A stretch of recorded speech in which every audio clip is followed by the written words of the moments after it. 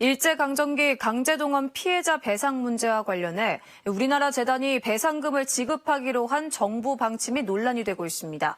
제주에서도 수천 명이 넘는 강제동원 피해자들이 있지만 이번 결정으로 일본으로부터 사과나 배상을 받을 수 있는 길이 사라질 것이란 우려가 커지고 있습니다. 김동훈 기자입니다. 서귀포시에 사는 올해 81살의 김모 씨. 김 씨의 아버지는 지난 1942년 일본 미쓰비시 중공업에 끌려가 탄광에서 노역을 했습니다. 3년 만에 무사히 제주에 돌아왔지만 트라우마는 수십 년 동안 이어졌습니다. 매일 술이요. 술만 먹으면 미쓰비시 쌍욕을 해요. 배우지 못한 어르신이니까 욕이 그것밖에 더 나와요. 지난 2009년 강제동원 피해자로 인정받았지만 그동안 별다른 조치나 지원도 받지 못했다고 주장합니다. 특히 일본 전범 기업들 대신 우리나라 재단이 피해자들에게 배상금을 주는 방식에 대해서 굴욕적이라며 받아들일 수 없다고 한탄했습니다.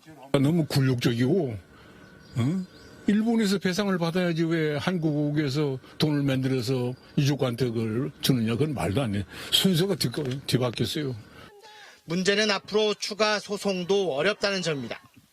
지난 2018년 10월 대법원 전원합의체 판결 이후 3년이 지나 소멸시효가 완성됐다는 판단에 따라 인용될 가능성이 높지 않기 때문입니다.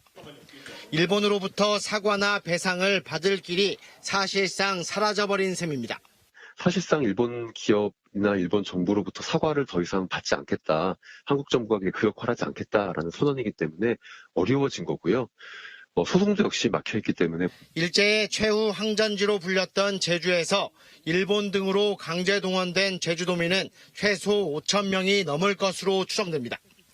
하지만 지난 2015년 강제동원 피해자 진상규명위원회가 해체되면서 정부 차원의 구체적인 진상조사도 끝나버렸습니다. JIBS 김동훈입니다.